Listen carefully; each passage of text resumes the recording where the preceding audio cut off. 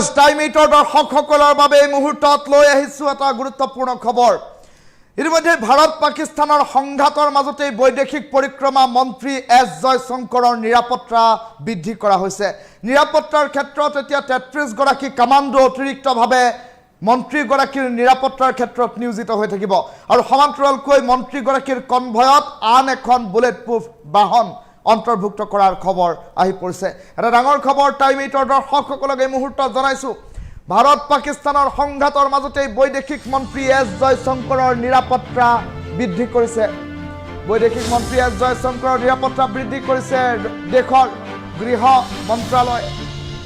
33 গৰাকী কমাণ্ডো ইতিমধ্যে বৃদ্ধি কৰি দিয়া হৈছে, অন্তৰ্ভুক্ত কৰা হৈছে এখন বুলেট প্ৰুফ বাহন।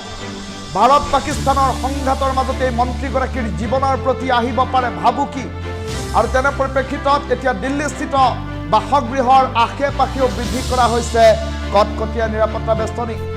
এতিয়াৰ পৰা মন্ত্ৰীগৰাকীৰ কনভয়ত থাকিব 33 গৰাকী অতিৰিক্ত কমাণ্ডো আৰু কনভয়ত অন্তৰ্ভুক্ত কৰা হৈছে আন এখন বুলেট প্ৰুফ বাহন।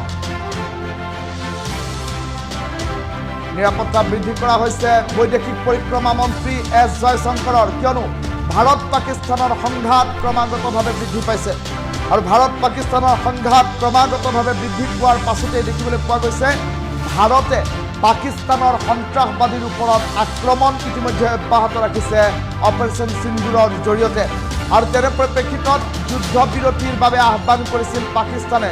সেই যুদ্ধবিৰতি সহমত প্ৰকাশ কৰিছে যদিও ভাৰতে কিন্তু ডিপ্ল'মেটিক ৱাৰসমূহ বন্ধ কৰা নাই। ডিপ্ল'মেটিক ৱাৰ কেনেধৰণৰ, যিদৰে ইণ্ডাছ ৱাটাৰ ট্ৰিটি, সিন্ধু নদীৰ যি জলচুক্তি, সেই জলচুক্তি বাতিলেই হৈ আছে। সিন্ধু নদীৰ এটোপাল পানীও পাকিস্তানে গ্ৰহণ কৰিব নোৱাৰিব, পাকিস্তানে ব্যৱহাৰ কৰিব নোৱাৰিব জেলুম নদীৰ পানী, পাকিস্তানে ব্যৱহাৰ কৰিব নোৱাৰিব চেনাব নদীৰ পানী। ইতিমধ্যে কেইবাটাও ডেম ইতিমধ্যে বন্ধ কৰি দিয়া হৈছে। আটাইতকৈ গুৰুত্বপূৰ্ণ ডেম চালাল বান্ধ বন্ধ কৰি দিয়া হৈছে। আটাইতকৈ এটা গুৰুত্বপূৰ্ণ ডেম, যিটো ডেমেৰে চেনাব নদীৰে পানী বৈ যায় পাকিস্তানলৈ, সেইটো হৈছে বাগলিহাৰ নদী বান্ধ। বাগলিহাৰ নদী বান্ধ বন্ধ কৰি দিয়া হৈছে। চেনাব নদীৰ ওপৰত থকা চালাল ডেম বন্ধ কৰি দিয়া হৈছে।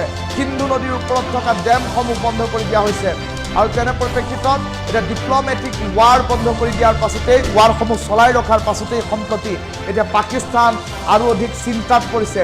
যিকোনো মুহূৰ্তত ক্ষোভত পাকিস্তানৰ সন্ত্ৰাসবাদীয়ে মন্ত্ৰীগৰাকীৰ ওপৰত আক্ৰমণৰ দৰে ঘটনা সংঘটিত কৰিব পাৰে ফ্ৰাষ্ট্ৰেশ্যনত। তেনে পৰিপ্ৰেক্ষিতত এতিয়া বৈদেশিক পৰিক্ৰমা মন্ত্ৰীগৰাকীৰ নিৰাপত্তা বৃদ্ধি কৰা হৈছে। আজিৰ দিনটোত CDSৰ এখন গুৰুত্বপূৰ্ণ বৈঠক, এই বৈঠকখনত অংশগ্ৰহণ কৰিছে বৈদেশিক পৰিক্ৰমা মন্ত্ৰীগৰাকীয়ে। বৈঠকখনৰ অধ্যক্ষতা কৰিছে দেশৰ প্ৰধানমন্ত্ৰী নৰেন্দ্ৰ মোদীয়ে। দেশৰ প্ৰধানমন্ত্ৰী নৰেন্দ্ৰ মোদীৰ চৰকাৰী বাসভৱনত এই বৈঠকখন অনুষ্ঠিত হৈছে। এই বৈঠকত উপস্থিত আছে দেশৰ গৃহমন্ত্ৰী অমিত শ্বাহ, দেশৰ প্ৰতিৰক্ষা মন্ত্ৰী ৰাজনাথ সিং আৰু আনহাতে বায়ু সেনা, নৌ সেনা আৰু স্থল সেনাৰ সেনা প্ৰধানসকল, CRPFৰ সেনা প্ৰধান সকলো এতিয়া এই বৈঠকখনত উপস্থিত আছে। বৈদেশিক পৰিক্ৰমা মন্ত্ৰী জয়শংকৰো উপস্থিত আছে বৈঠকখনত। আৰু তেনে পৰিপ্ৰেক্ষিতত পৰৱৰ্তী অপাৰেশ্যন সিন্দুৰৰ পদক্ষেপ কি হ'ব সেই সন্দৰ্ভত বিস্তৃত আলোচনা কৰা হ'ব। আৰু তাৰ মাজতে এয়া নতুন খবৰ, ভাৰত পাকিস্তানৰ মাজত যি সংঘাত, এই সংঘাতৰ মাজতেই বৈদেশিক পৰিক্ৰমা মন্ত্ৰী ডক্টৰ এছ জয়শংকৰৰ নিৰাপত্তা বৃদ্ধি কৰিছে গৃহ বিভাগে।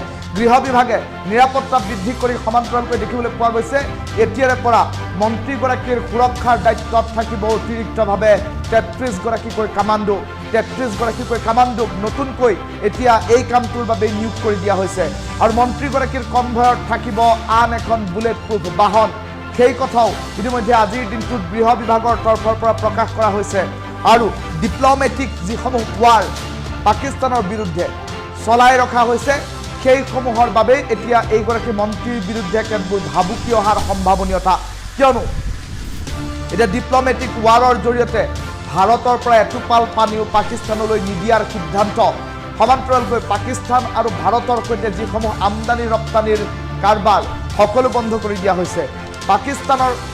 পাকিস্তানলৈ ভাৰতৰ পৰা কোনো সামগ্ৰী, শুকান সামগ্ৰীৰ পৰা আৰম্ভ কৰি কেঁচা পাচলি পৰ্যন্ত কোনো সামগ্ৰী এতিয়া ভাৰতৰ পৰা পাকিস্তানলৈ নাযায়।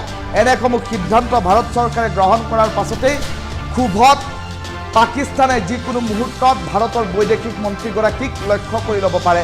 ভাৰতৰ বৈদেশিক মন্ত্ৰী ডক্টৰ এছ জয়শংকৰৰ জীৱনৰ প্ৰতি ভাবুকি আহিব পাৰে সন্ত্ৰাসবাদীৰ তৰফৰ পৰা। তেনে পৰিপ্ৰেক্ষিতত পাকিস্তানক পানীত হাঁহ নচৰা অৱস্থা কৰি দিয়াৰ বাবেই এতিয়া এইগৰাকী মন্ত্ৰীৰ বিৰুদ্ধে ব্যৱস্থা গ্ৰহণ কৰাৰ সম্ভাৱনীয়তা প্ৰকট, যাৰ ফলশ্ৰুতিত এই মন্ত্ৰীগৰাকীৰ নিৰাপত্তাৰ ক্ষেত্ৰত কেতবোৰ বিহিত ব্যৱস্থা হাতত লোৱা হৈছে। 33গৰাকীকৈ অতিৰিক্ত কামাণ্ডো নিয়োগ কৰা হৈছে নিৰাপত্তাৰ বাবে, আৰু মন্ত্ৰীগৰাকীৰ কনভয়ত অতিৰিক্তভাৱে অন্তৰ্ভুক্ত কৰা হৈছে এখন বুলেট প্ৰুফ বাহন।